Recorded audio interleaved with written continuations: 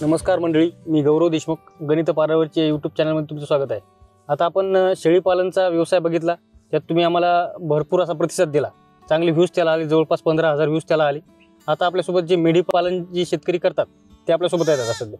आता मेंढीपालन म्हणजे हे फिरते मेंढीपालन करणारे शेतकरी आहेत. तर दादा, तुमचं स्वागत आहे आमच्या यूट्यूब चॅनलमध्ये. तुमचं नाव सांगा ना एकदा. काय? माझं नाव रमेश तुळशीराम भुसारी व गावाचं नाव हिवरखेड पूर्णा, तालुका शेणखेड, राजा, जिल्हा बुलढाणा. आता ह्या ज्या मेंढीपालन आहे म्हणजे कधीपासून करता तुम्ही? हे मेंढी पालन मी जवळपास 20 वर्षापासून करतो. 20 वर्षापासून करतो. हो हो. आता ह्या मेंढ्या समजा फिरस्ते आहेत, समजा एका शेतातून फिरस्तीच असते. कायमस्वरूपी बरसात, उन्हाळा, हिवाळा कायमस्वरूपी बाहेरगावीच असतो आम्ही जंगलांना. हा, बरसातीचे फॉरेस्ट जंगल मध्ये असतो आणि एकदा सोयाबीनची रानं खुल्ली झाली की चाललो सोयाबीनच्या रानं लोकांच्या शेतात. हा, तुम्हाला विचारायचं, त्यांना विचारायचं, बरे कामं झालं का. मग असं मेंढी पालन आमचं चालू आहे. हा, दररोजचं कसं बाबा? दररोज या शेतातून या माणसाचं एक दिवसचं शेत असलं तिथे एक दिवस थांबायचं, पुन्हा दुसऱ्या दिवशी गावात जायचं, ते शेत बघायचं, जायचं, पुन्हा तिथं चारायच्या, तिथं वाघोर गिगोर लावायची आणि पिल्ले पाल्ले सांभाळायचे. आपण स्वयंपाक पाणी सगळं हातानच करायचं. सगळं हातानच. आमच्या काही बाया लक्ष्मी संघ नसतात. नाही का? नाही. किती लोक असतात? आम्ही 4 जण असतो. 4 जण? हा, 4 जण आहे आता सध्या. किती मेंढ्या आहेत मग तुमच्याकडे? आमच्याकडे आता सर्व 200 मेंढी आहे. 200 मेंढी? हो. मग त्याची पिल्ले पुन्हा बरसात मध्ये त्याचे नुकसान होती, पिल्ले मारतात, काही मेंढ्या बिमार पडतात, त्याला गोळी इंजेक्शन दवा पाणी करावं लागतं. मग ती बरसातीत कुठं? बरसातीत असे जंगलामध्ये असतो ना, फॉरेस्ट फॉरेस्ट जंगलामध्ये. फॉरेस्ट जंगलामध्ये. मग आता तुम्ही जेव्हा शेतकऱ्याच्या याच्या शेतात जाता त्याचे काही पैसे भेटतात त्याच्याकडे? मग काय, कोणी देत कोणी नाही देत, तरी धकून घ्यावं लागत. खायापुरते देते लो शेतकरी. त्याच्यावर उदरनिर्वाह चालला आपला. बरसात घरून खायचं. बरसात घरून खायचं. हा, गहू हे विकत आणायचे आणि किराणा सामान बाबत खायचं. तुम्हाला बरसात मध्ये कपडे ओले होते आमचे. आम्हाला कधी कधी जर इस्तू नाही पेटला, पाणी चालू असला तर उपाशी राहावं लागतं. बरसातीत? हा, बारिश मध्ये उपाशी पेटत नाही, कारण की तुम्हाला हे बी नसते काय राखायला. काही नाही. मग ते पाल लावून त्या पालामध्ये झोपायचं, त्याला अशी चौकून चाल काढून द्यायची आणि मग त्याच्यात झोपायचं. मेंढ्या पाण्यातच असतात. हा हा, मेंढ्या वरून काही नाही, थप्पड गिप्पड काही लावू शकत नाही. हा, कारण दररोजच उचल धंदा आहे ना. इथून उचललं चालले की इकडे, चालले इकडं, अशा हिशोबावर मेंढीचं पालन आहे. बरोबर. हा, आता ते रोग गीग आला तर त्याचे ते हे करावं लागतील, लसीकरण. हा, मग ते कोण करते बाबा? ते डॉक्टरला फोन लावतो आम्ही. मग ते डॉक्टर येऊन आम्हाला सांगते, मग आम्ही ते लिहून ठेवतो. मग डॉक्टर पेक्षाही आम्ही मग ते डॉक्टरना सांगेल लिहून ठेवायचं आणि मग त्याची हे करायचं, सोय करायची. इंजेक्शन, दवा पाणी. लहान लहान पिल्ले काही? लहान पिल्ले जवळ एक माणूस बसूनच ठेवावा लागतो सांभाळायसाठी. हा, हा, सोबत जात नाहीत, सोबत चालत नाही ना. ते 2-3 दिवस सांभाळले की मग चालू होती वजी. हा हा, 3 दिवसानंतर असं. म्हणजे तुम्हाला काय काय अडचणी येतात अशा की बाबा शेळीपालन हे मेंढीपालन करताना?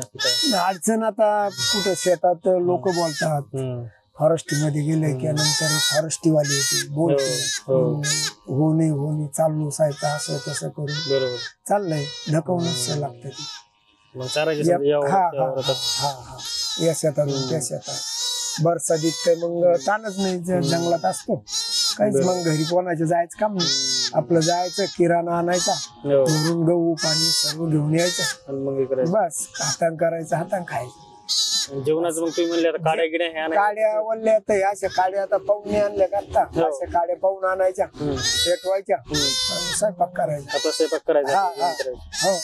म्हणजे हेच आपलं चालते. हेच चालते मग आपलं वजी. मग ते 3-4 जे लोक असतात ते बी आपलं? हो, ते आपल्याकडेच. इकडे दूध गीत काढून मग काही दूध या टायमात काही दूध नसतं नाही का. दूध उन्हाळ्यात पिल्ले इकले ना की मग तिथून पुढे दूध गीत निघतं, मग ते काढायचं, तपवायचं, खायचं, चाललंय ते व्यवसाय. जो दररोजचा धंदा तो चालूच. बरोबर. म्हणजे 200 तुमच्या मेंढ्या ज्या आहेत मग त्यातले काय पिल्ले वगैरे विकता का तुम्ही कधी? हा पिल्ली विकतो हो ना, का? मोठाले झाले चांगले असे झाले की 5,000 6,000 असे पिल्ली टाकतो. विकून टाकता. हा हा म्हणजे त्याचे भाव मग नर विकायचे, माद्या ठेवायच्या. माझ्या ठेवायचे. हा हा मग त्याच्यावर लेकर बाळ जतन करावं लागते ना आपल्याला. बरोबर. असे कोणत्या जातीच्या मेंढ्या आहेत मला? हे मेंढ्या आपल्या साध्या आहे गावरान. साधं गावरान. हा हा बरोबर. यायला काही समजा असं जास्त वेगळ्या जातीचं काही असते का? नाही वेगळी जात असती पण ती आपल्याकडे नाही. ती नाही उस्मानाबाद ती साईड तिकडे राहते. तिकडे असतात. हा हे आपल्या साध्या मेंढ्या. साध्या म्हणजे हा हा जसं बकरीचं हे जेवणाचं तुम्ही म्हणले इथे करता तुम्ही, हो. तर मग कसं घरून ते आणायचं, सामान आणायचं आणि ते करायचं ते करायचं. दररोजचं हा हा आता काल कसा दुसर बीडचा बाजार झाला, हो तिथून आपलं भाजीपाला आणायचा, हे आणायचं, बनवायचं आणि खायचं. खायचं. हा दररोजचाच येते. दररोजचं हे जे हा हा असं. वर्षभरात तुम्ही कुठं कुठं फिरता आणि किती लांब फिरता, समजा किती किलोमीटर जाता? वर्षभरात आम्ही भरपूर म्हणजे आमच्या गावापासून तर थेट येलदरी कॅम्प आहे का तिथपर्यंत जातो. म्हणजे हे मधले जे गाव आहे ना हे आता हे दुसरबीड पासून दुसरबीड, जळुका, लिंगा, देवखेड, पिंपळगाव, त्याच्यानंतर खापरखेड, वझर सरकटे, वझरागाव आणि खाली दुधा. हा 70-80 किलोमीटर व्हायला. हा मग ते वर्षभरातलं आहे ते. वर्षभरातलं असं 1 महिन्यात नाही. हा तर समजा आज आता इथून काढल्या की देवखेडवर जातो, लिंग्यावर जातो, असं मुक्कामाखाली. हा डायरेक्ट इथून काढल्या तर डायरेक्ट ते गाव नाही काढत ना. बरोबर. हे मधले मुक्कामाखाली. हा हा हा दररोजचे समजा 5-4 किलोमीटर गेलं की मुक्काम या टायमात.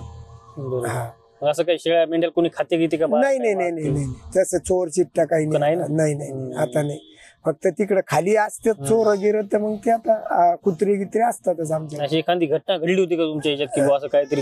नाही आमच्या देखत काही झालेलीच नाही. चोरा चिट्ट्याचं भीतीच नाही काहीच आमचं चोरलंच नाही आलं. बरोबर. आणि आता पुन्हा मोबाईल मुळे कसं सुविधा झाल्या, त्या मोबाईल मुळे प्रत्येक गावात संबंध झाले व दोस्त मित्र झाल्यामुळे चोरीचं कामच नाही. असं ते तुम्ही संध्याकाळी वाघूर करता ते कसं असते ते असे 8 गज असतात.